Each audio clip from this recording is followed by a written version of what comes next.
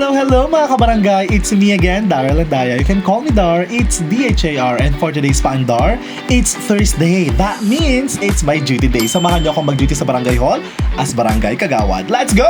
First stop, bago tayo pumunta sa Barangay Hall ay lagi muna tayong bumibisita at nakikichika kung ano ang nangyayari sa ating Barangay Health Center. After that, dadaanan na tayo ng ating napakasipag na barangay tado na si Kuya Joel para tumungo na sa ating Barangay Hall. Welcome to our Barangay Hall! Sa puntong ito, nakikibalita tayo kay Madam Fe dahil malapit na ang accreditation ng mga daycare centers natin. Finally, it's lunch time! Matapos ang punong-puno ng settlements, requests, and arguments. Pagsaluhan muna natin ang napakasarap na niluto ni Ate Mitch. Thank you so much, Ate Mitch! After lunch, akala nyo doon na nagtatapos yun. Hindi. Ito na napakarami pa rin mga kumukuha ng kanilang mga certificates at mga requirements sa kanilang mga ganas. Halos everyday din ay binibisita tayo ng iba't ibang departamento sa ating bayan. Tulad ngayong araw, binisita tayo ng PNP Kalasyaw upang ibigay ang isang importanteng impormasyon para sa ating barangay. Since full load tayo this weekends, minabuti kong isagawa na ngayong araw, ngayong Thursday, ang ating weekend habit na Kalinisan Day. Para tuloy na natin malinis ng harapan ko.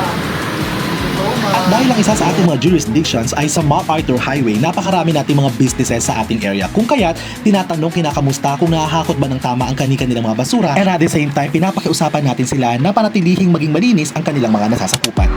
Eto na, simulan na natin ang ating Kalinisan Day! Hi everyone! It's my duty day and lilinisan natin to. Sana naman guys, mga kabarangay at mga karating kabarangay namin, please lang, huwag nating tapunan itong lugar na ito para at least mapanatili natin na malinis yung ating kapaligiran, okay?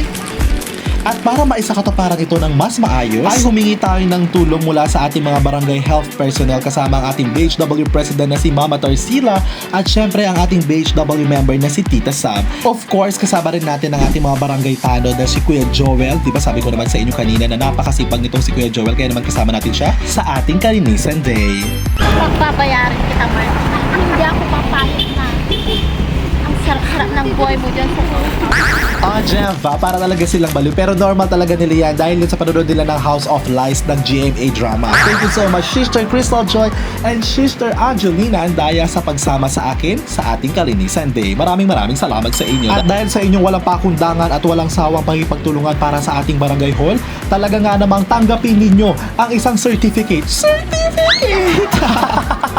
Kidding aside, maraming salamat sa inyo sa hindi pagdadalawang isip na samahan ako at matulungan ako para malinisan natin ang area na ito sa aking jurisdiction. Maraming salamat! From this to this. Until our next duty vlog, thank you!